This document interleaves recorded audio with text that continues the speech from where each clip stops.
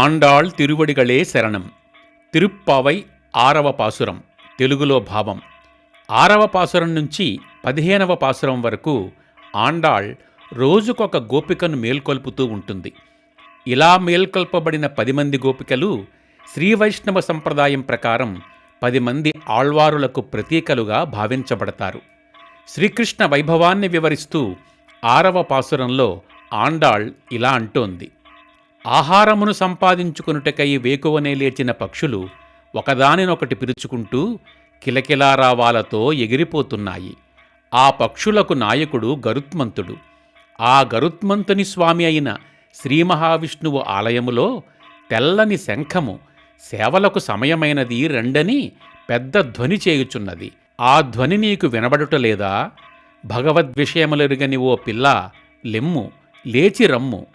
మేము ఎవరు లేపగా లేచితిమన్న సందేహము నీకు కలగవచ్చు కదా. పోతన యొక్క స్తనములందున్న విషమునారగించినవాడును, తనని చంపడానికి వచ్చిన శకటాసురుని కీళ్ళూడునట్లు తన కాళ్లతో తన్ని పొడిపడి చేసినవాడును, క్షీరసముద్రములో చల్లని మెత్తని సుకుమారమైన ఆదిశేషునిపై లోకరక్షణ చింతతో యోగనిద్రలో ఉన్న ఆ సర్వేశ్వరుని తమ హృదయాలలో పదిలపరుచుకొని మెల్లగా లేచుచున్న మునులును యోగులును హరిహరి హరి అనుచూ కీర్తించినప్పుడు వెడలిన పెద్ద ధ్వని మా హృదయములలో చొచ్చి చల్లపరిచి మమ్ములను వణికించి మేలుకొల్పినది.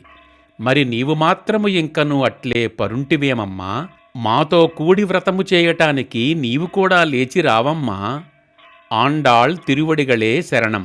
దయచేసి ఈ వీడియోను లైక్ చేసి అందరితోనూ షేర్ చేయండి. ఛానల్ను సబ్స్క్రైబ్ చేసి గంట మీద నొక్కండి.